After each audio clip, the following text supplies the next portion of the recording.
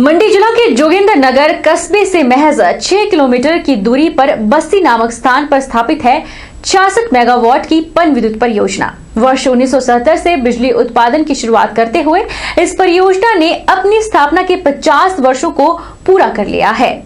उहल पन बिजली परियोजना के अंतर्गत चरण 2 के तहत स्थापित बस्ती पावर हाउस ने उत्पादन शुरू करने के अपने 50 वर्ष के सफर को पूरा किया, जो पूर्ण राजत्व के 50 वर्ष पूर्ण होने पर स्वर्णिम हिमाचल के लिए गौरवशाली पल है। उहल नदी पन विद्युत परियोजना के अंतर्गत चरण 2 के तहत बस्ती पन विद्युत परियोजना की आधारशिला 17 मई 1965 को पंजाब के तत्कालीन मुख्यमंत्री कामरेड रामकिशन ने रखी थी। इस परियोजना की 15 मेगावाट की पहली टरबाइन ने 13 अप्रैल 1970 को विद्युत उत्पादन शुरू कर दिया था। दूसरी टरबाइन 24 दिसंबर 1970 और तीसरी टरबाइन ने 15 जुलाई 1971 को बिजली उत्पादन शुरू कर दिया। पहले इस परियोजना की कुल विद्युत उत्पादन क्षमता 45 मेगावाट थी, जिसे 10 जुलाई 1981 को बढ़ाकर 60 मेगावाट कर दिया गया। इसके बाद इसमें व्यापक सुधार लाते हुए वर्ष 2010 और 2012 के बीच इसकी उत्पादन क्षमता को बढ़ाकर प्रति टरबाइन 16.5 मेगावाट की दर से 66 मेगावाट कर दिया गया है। वर्तमान में इस परियोजना से 66 मेगावाट बिजली का उत्पादन हो रहा है। वहीं स्थानीय अभियंता बस्ती पन विद्युत परियोजना इंजीनियर सूरज सिंह ठाकुर का कहना है कि उहल पन बिजली परियोजना के अंतर्गत चरण 2 के तहत स्थापित बस्ती पावर हाउस ने उत्पादन शुरू करने के अपने 50 वर्ष के सफर को पूरा कर लिया है, जो पूर्ण राजत्व के 50 वर्ष पूर्ण होने पर स्वर्णिम हिमाचल के लिए ये गौरवशाली पल है। उन्होंने कहा कि हिमाचल प्रदेश को पूर्ण राजत्व का दर्जा मिलने से एक वर्ष पहले 13 अप्रैल 1970 को इस परियोजना की 15 मेगावाट की पहली टरबाइन ने विद्युत उत्पादन प्रारंभ कर दिया था, जबकि 15 जुलाई 1971 तक 45 मेगावाट की 3 टरबाइनों ने बिजली उत्पादन शुरू कर दिया।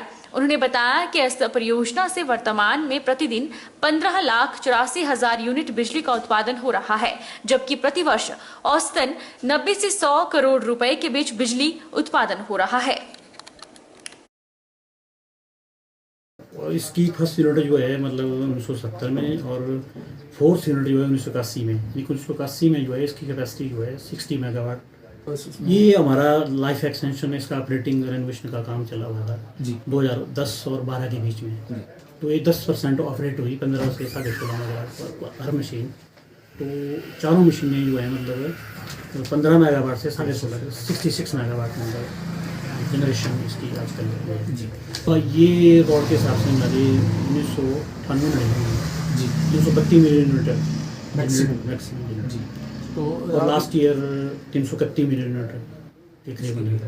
तो इस प्रोजेक्ट को चलाने के लिए हमारे यहाँ कितने स्टाफ डिप्यूटेड है इस तरह की?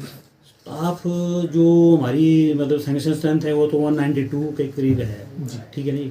पर एग्जिस्टिंग जो है मतलब 98 जो है 77 जो है टेक्निकल स्टाफ है और 21 जो है मतलब नॉन टेक्निकल स्टाफ है, जिसमें 98 के करीब। बाकी कुछ एक हमारे मतलब आउटसोर्स कॉन्ट्रैक्ट वर्कर्स भी हैं 35 के करीब, तो 135 है मतलब। वन रक्षकों ने चिली चौक की तरफ आ रही एक जीप को घटिया नामक स्थान पर पकड़ा। वन रक्षकों ने घटिया नामक स्थान पर रात्रि नाका लगाया हुआ था और रविवार रात्रि करीब 12 बजे एक जीप चली चौकी की तरफ से आई। टीम ने उसे शक के आधार पर रोका तो जीप में खैर से लदे हुए पेड़ थे। टीम ने जब जीप की जांच की तो इसमें खैर के मोर्चे भरे हुए थे। चालक इन खैरों से संबंधित कोई भी कागजात नहीं दिखा पाया। टीम ने जीप को कब्जे में लिया और आगामी कार्रवाई अमल में लाई जा रही है।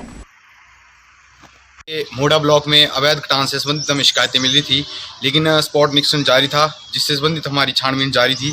तो इसी से संबंधित हम कल दिनांक 21 तारीख को रात्रि करीब 11:30 बजे रात्रि नाका पर हम गश्त पे जा रहे थे। नाका लगाने की सख्त आवश्यकता थी, क्योंकि अवैध कटान से संबंधित बहुत सी हमें शिकायतें मिल रही थी। तो करीब रात्रि 12:02 पे हमें एक गाड़ी आती हुई नजर आई, जिसको हमने शक के आधार पर रोका। तो हमने छानबीन के दौरान पाया कि इस गाड़ी में अवैध रूप से खैर के लॉग्स भरे हुए थे। तो हमने इससे संबंधित ड्राइवर मनोज कुमार को पूछा कि इससे संबंधित आपके पास क्या दस्तावेज हैं, तो इससे संबंधित कोई भी हमें दस्तावेज दिखा नहीं पाए। तो हमने इस गाड़ी को सीज करके वन विश्राम ग्रीन निहारी में ला दिया है। आगामी कार्रवाई जारी है। मंडी जिला सर्व देवता समिति के अध्यक्ष शिवपाल शर्मा की अगुवाई में मुख्यमंत्री जयराम ठाकुर को मांग पत्र दिया, जिसमें समिति के द्वारा मांग की गई है कि जितने भी अंतर्राष्ट्रीय मेले होते हैं उनके आयोजन के लिए सरकार 2 करोड़ रुपए के बजट का प्रावधान करे। मंडी जिला सर्वदेवता समिति का प्रतिनिधिमंडल अध्यक्ष शिवपाल शर्मा की अगुवाई में मुख्यमंत्री जयराम ठाकुर से मिला और समिति की ओर से एक मांग पत्र सीएम को दिया गया। समिति ने सरकार से मांग की है कि जितने भी अंतर्राष्ट्रीय मेले होते हैं उनके आयोजन के लिए सरकार 2 करोड़ रुपए के बजट या निधि का प्रावधान करे ताकि प्रशासन और जनता को राहत मिल सके। वहीं शिवपाल शर्मा ने कहा कि सीएम जयराम ठाकुर को समिति की ओर से मांग पत्र दिया गया है, जिसमें मांग की गई है कि प्राचीन ऐतिहासिक महत्व के मंदिर जो आबादी देह है उनकी भूमि देवताओं के नाम की जाए और शिवरात्रि की तरह जितने भी अंतर्राष्ट्रीय मेले होते हैं उनके आयोजन के लिए सरकार 2 करोड़ रुपए के बजट या निधि का प्रावधान करे ताकि प्रशासन और जनता को राहत मिल सके। हमारे बहुत सारे देवी देवता है जो प्राचीन मतलब ऐतिहासिक भी है और कुछ दूसरे बाद में नए भी बने हुए हैं। काफ़ी समय से शताब्दियों से आबादी देह में बैठे हुए और वहाँ मकान इत्यादि बन गए, सॉरी मंदिर इत्यादि बन चुके हैं और वहाँ जाके काफ़ी श्रद्धालु आ रहे हैं। कोई मंदिर संस्कार के लिए आ रहे हैं, रात को जागरण के लिए आ रहे हैं, तो वहाँ शौचालय वगैरह बनाने की कोई व्यवस्था नहीं चलती जब तक देवते के नाम भूमि ना हो जाए। हमने एक गुहार लगाई है कि ये जो भूमि है, जो आबादी देह है, उन देवतों के नाम पर किया जाए ताकि हम उस स्वच्छता अभियान के तहत भी वहाँ शौचालय बना सकें और जितने भी जनहित के लिए हम इस कार्य कर सकें। दूसरी डिमांड थी हमारी कि हमारा जो अभी देव सदन बन रहा है ये बहुत सराहनीय बन रहा है। हिमाचल में बहुत अच्छी हिमाचल में एक बिल्डिंग होगी जो बड़ी अच्छी बनेगी। इसमें हमारे देवी देवताओं को कैसे बैठा जाए, कैसे ना बैठाया जाए, इसके बारे में चर्चा की कि हमारे इसमें 3 कैटेगरी के देवता है, जिसमें पहले तो हिस्टोरिकल देवता है, उसके बाद दूसरे देवता कई डिस्ट्रिक्ट हुए। तो हमारा जैसा शुरू से जो देवी हिस्टोरिकल देवता जो राजगढ़ में बैठते हैं, कहीं कहाँ बैठते हैं, तो उनका चलने का प्रोटोकॉल जैसे जलेब इत्यादि है, तो उनकी व्यवस्था को कैसे किया जाए और जितने भी देवते हमारे रजिस्टर हुए बाद में उनको कैसे बिठाया जाए उसके बारे में काफ़ी चर्चा की गई और इसमें हमारे माननीय ही फैसला लेंगे कि कैसे हम करें इसको। तीसरी हमारी जो इंटरेस्टेड मेला है शिवरात्रि, हम चाहते हैं कि इस मेले में काफ़ी खर्च आता है और हमारे पास इसके लिए सोर्स कोई नहीं है। प्रशासन जो है कभी पर्दे को बेचने के लिए बार्गेनिंग करना पड़ती है, कभी करना पड़ता है, ताकि सरकार कम से कम 2 करोड़ रुपया जितने भी अंतर्राष्ट्रीय मेले हो उस निधि में रखे, बजट में रखे, तो राहत मिलेंगी। सोलन के राजगढ़ रोड पर कोटला नाला में बनी एक निजी पार्किंग में पेड़ गिरने से आधा दर्जन के करीब पार्किंग में खड़ी कारों को नुकसान पहुंचा है। यह पेड़ सड़क किनारे खड़ा था, जिसको कटवाने के लिए पार्किंग मालिक ने कई बार नगर निगम को लिखा था, लेकिन कोई कार्रवाई होने के चलते पेड़ देर रात कारों पर गिर गया और वाहनों को भारी नुकसान पहुंचा।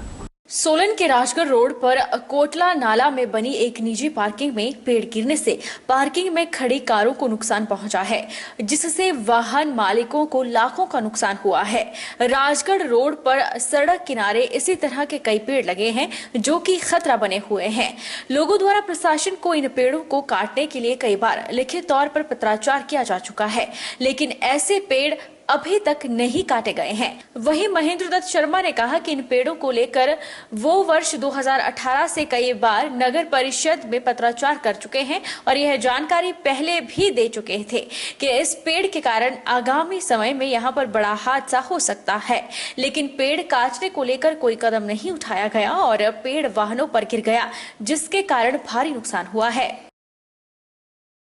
आज जो ये नुकसान हुआ है ये सरकार की लापरवाही से हुआ। कम से कम ये 10 लाख का नुकसान है और जान जा सकती है अभी भी लोगों की। इतने पेड़ यहाँ खड़े हैं, जान जा सकती। और जो ये पेड़ है ये मैं 4 महीने से पैदल जाके डीसी साहब को बोला भी खतरा है, आदमी की जान जा सकती है। दूसरी प्रार्थना मेरी ये है कि और भी जान जा सकती, इसको जल्दी से जल्दी किया जाए और जो हर्जाना है वो सरकार भरे, जो भी इसमें इन्वॉल्व है वो भरे इसको, और तो कोई ना भरे। आपने क्या इसकी शिकायत पहले की थी? जो पेड़ इसकी शिकायत 2018 से मैं लगा हुआ हूँ, सन्यासी बाबा, और मेरा इसमें ये मेरे सब रिश्तेदार हैं, इन ये भी मेरे साथ लगे हुए। ये 2018 का केस है, आज का नहीं, जो मेरे पास प्रमाण है इसका, जो तो भी प्रमाण। क्या परमिशन आपको मिली नहीं? अगर मिली परमिशन भी मिली, लेकिन लापरवाही कोई भी नहीं आया यहाँ पर। आगे एसडीएम साहब को बुलाया, बोलना कुछ था और हमारे पेड़ बता दिए यहाँ पर, जबकि सरकार के पेड़ थे। ये एसडीएम साहब को चेक करना चाहिए था कि किसके पेड़ है। जोगिंदरनगर अस्पताल के डॉक्टरों के तबादले पर जोगिंदरनगर व्यापार मंडल का गुस्सा फूटा है। सोमवार को जोगिंदरनगर व्यापार मंडल और स्थानीय लोगों ने अस्पताल और मिनी सचिवालय परिसर में रोष प्रकट करते हुए नारेबाजी की। तबादले को रद्द करने की मांग को लेकर व्यापार मंडल ने एसडीएम के माध्यम से मुख्यमंत्री और स्वास्थ्य विभाग को ज्ञापन भेजा। जोगिंदरनगर अस्पताल परिसर में व्यापार मंडल के अध्यक्ष अजय धरवाल ने कहा कि अस्पताल में मेडिशियन और गायनी विशेषज्ञ चिकित्सक की तैनाती करने के बजाय स्वास्थ्य विभाग ने अस्पताल के शिशु विशेषज्ञ एवं चिकित्सा अधिकारी के तबादले का फरमान जारी किया है। इससे अस्पताल की स्वास्थ्य सुविधाएं और अधिक बदतर होगी। मरीजों को गंभीर बीमारियों के उपचार के लिए फिर से शहर से बाहर दौड़ लगानी पड़ेगी। अजय धरवाल ने कहा कि उपमंडल की 1.25 लाख आबादी के लिए अस्पताल में 108 एम्बुलेंस की भी कमी का खामियाजा गंभीर मरीजों को भुगतना पड़ रहा है।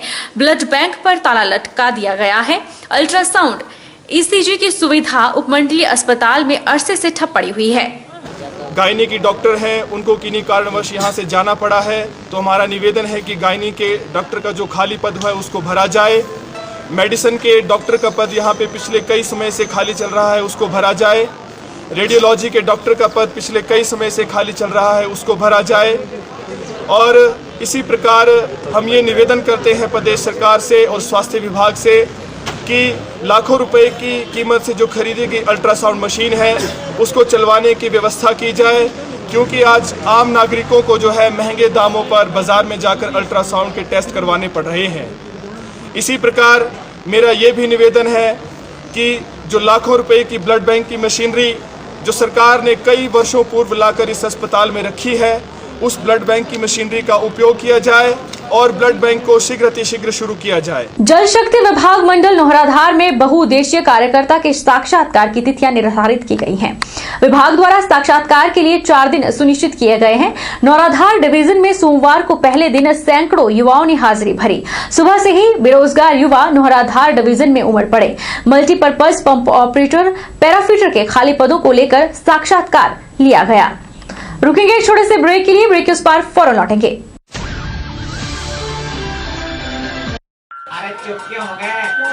माइक टेस्ट भैया जी का माइक टेस्ट।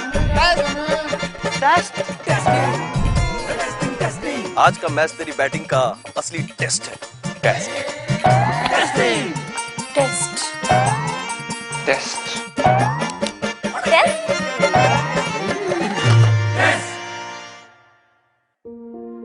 मन में शक है तो सरकारी अस्पताल के आईसीटीसी में HIV की मुफ्त जांच करवाएं और सलाह पाएं।